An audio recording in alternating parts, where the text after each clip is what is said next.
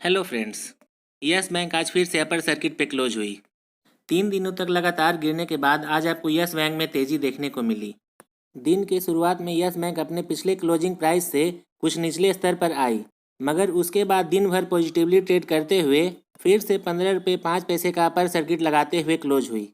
इससे पहले आप देख ही चुके हैं कि यस बैंक के एफपीओ लिस्टिंग के बाद से जब यस बैंक ने अपना रिजल्ट पेश किया तो उसके बाद यस बैंक लगातार अपर सर्किट लगा रही थी।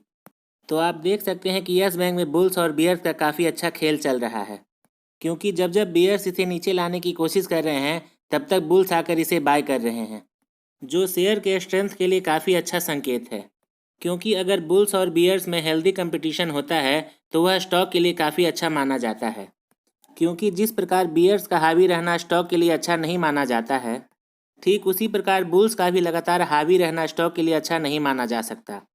क्योंकि स्टॉक अगर लगातार अपर सर्किट लगाते रहे तो उससे शेयर की ओरिजिनल प्राइस डिस्कवरी नहीं हो पाती, और ऐसे में शेयर प्राइस में एक बबल बनने का खतरा बना रहता है, और वैसे प्राइस बबल का बर्स्ट होना बुल्स के लिए काफ़ी खतरनाक होता है। आपने पहले बहुत सारे वैसे उदाहरण देखे होंगे जहां किसी स्टॉक ने लगातार तेजी दिखाया और प्राइस बबल बर्स्ट होने के बाद शेयर में काफ़ी तेज गिरावट देखने को मिली।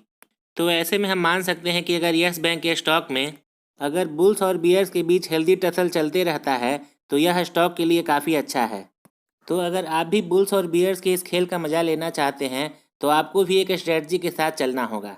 मैंने आपको पिछले वीडियो में भी बताया था कि अगर आप एक लॉन्ग टर्म इन्वेस्टर्स हैं तो अच्छी बात है, क्योंकि बैंक के फंडामेंटल में लगातार सुधार देखने को मिल रही है।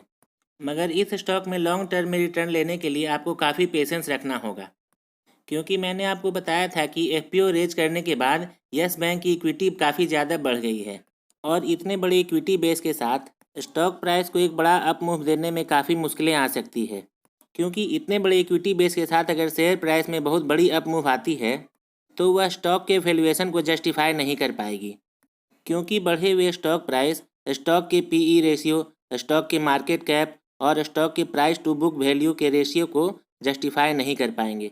तो आप देख पाएंगे कि जब तक स्टॉक के फंडामेंटल में कोई बहुत बड़ा चेंज आना नहीं शुरू होगा तब तक आपको स्टॉक प्राइस में काफ़ी बड़ी तेज़ी देखने की संभावना कम है। और इसके फंडामेंटल में सुधार देखने के लिए इसके आने वाले क्वार्टरली रिजल्ट का इंतज़ार करना होगा, जहां हम इसके अलग अलग मैट्रिक्स जैसे में Kasa ratio, net interest income, net interest margin या फिर इसके एनपीए को देखकर इसके फंडामेंटल में आए सुधार को जान पाएंगे। या फिर जैसा कि मैनेजमेंट ने गाइड किया था और यस बैंक उस कदम पर चलते हुए कोई स्ट्रेटजिक प्लान लेकर सामने आती है, जैसा कि उसने एक एआरसी और एक डिजिटल प्लेटफॉर्म बनाने की बात कही थी, तब आपको यस बैंक में एकदम से एक फंडामेंटल चेंज देखने को मिलेगी। तो फंडामेंटल में सुधार देखने के लिए आपको थोड़ा इंतजार करना होगा और थोड़ा पेशेंस रखना होगा, ताकि अगर यस बैंक के स्टॉक प्राइस में तेज़ी आए तो उसके वैल्यूएशन को इसके फंडामेंटल जस्टिफाई कर पाएँ। तो मैं वापस बुल्स और बियर्स वाले मुद्दे पे आता हूँ।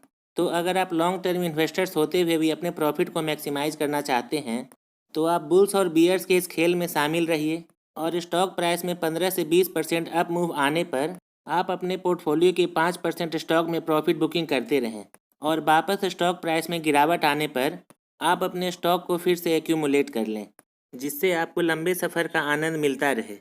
तो आप भी इस खेल में कभी बुल्स और कभी बियर्स बनते रहें, आपको इस खेल में काफ़ी मज़ा आएगा। आइए अब मीडिया में आए कुछ अहम खबरों पर गौर करते हैं। यस बैंक के सीईओ ने कहा है वे बैंक में इथिकल गवर्नेंस, रिस्क मैनेजमेंट और अकाउंटेबिलिटी का कल्चर लाने के लिए फोकस्ड हैं और कमिटेड हैं। उनका कहना है कि वे इन सभी बातों पर इसलिए फोकस कर रहे हैं ताकि यस बैंक का ब्रांड वैल्यू मेंटेन रहे और इसमें बढ़ोतरी आए, और आने वाले समय में इसके रेपुटेशन पर कोई आँच नहीं आए। जैसा कि पिछले मैनेजमेंट के समय में बहुत सारे इरेगुलर प्रैक्टिसेस देखने को मिलते थे, इसलिए उन्होंने कहा है कि वे यस बैंक में ऐसे फाउंडेशनल चेंज ला रहे हैं जिससे यस बैंक की एक इम्फैटिक ब्रांड वैल्यू मेंटेन हो, जो यस बैंक के कस्टमर्स और शेयर होल्डर्स दोनों के एक्सपेक्टेशंस पर खरा उतरे और दोनों के लिए यह रिवार्डिंग हो। आइए उनके शब्दों पर गौर करते हैं। We have made foundational changes to strengthen our governance frameworks, identify and mitigate risk with the objective of creating an authentic, emphatic brand committed to ethical leadership and conducting business with integrity। तो आप देख पा रहे होंगे कि yes bank के नए management के द्वारा किए गए प्रयासों और लिए गए कदम में इन सभी शब्दों की झलक देखने को मिलते हैं। तो आप देख सकते हैं कि यस बैंक अभी एक काफ़ी बेहतरीन मैनेजमेंट के हाथ में है, जो यस बैंक में वैल्यू एडिशन के लिए हमेशा तत्पर है और फोकस्ड है। तो आप सारी स्थिति से अपडेट रहते हुए अपने आगे की स्ट्रेटजी को प्लान कर सकते हैं।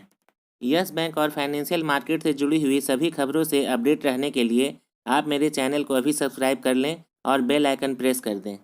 अगर आपको वीडियो अच्छी लगी तो लाइक बटन प्रेस करें। तो मिलते हैं नेक्स्ट वीडियो में। Have a good day.